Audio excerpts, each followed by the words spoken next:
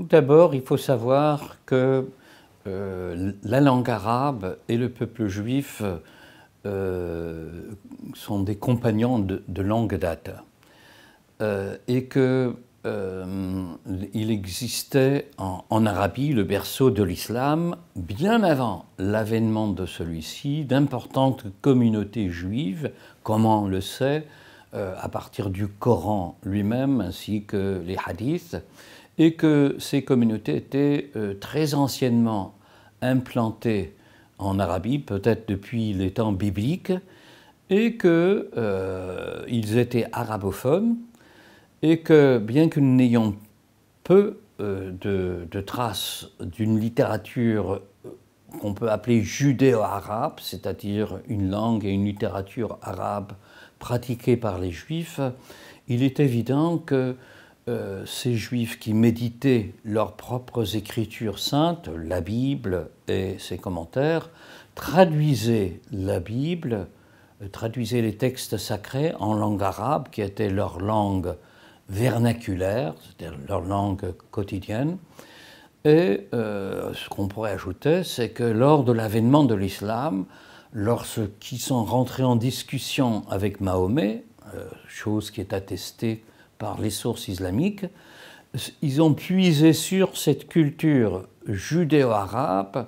sur les traductions des textes sacrés pour discuter avec Mahomet. Or, lorsqu'on reste l'esprit ouvert, comme ce fut le cas autrefois chez les Mu'tazilites, et on pense que le Coran est créé et pas incréé, comme le prétend la doctrine ash'arite. Et je dois ajouter que j'estime que c'est là un grand obstacle à la rentrée de l'islam dans la modernité, dans la modernité. J'ajouterais qu'il existe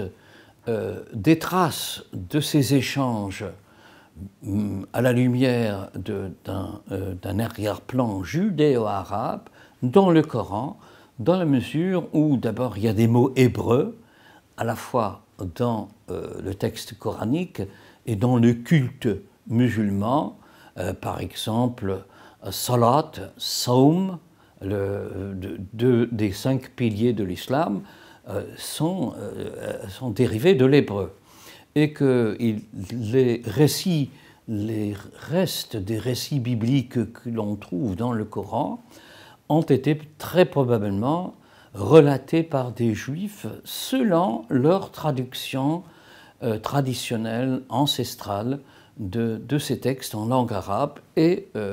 j'insiste là-dessus, on en trouve des traces dans le Coran.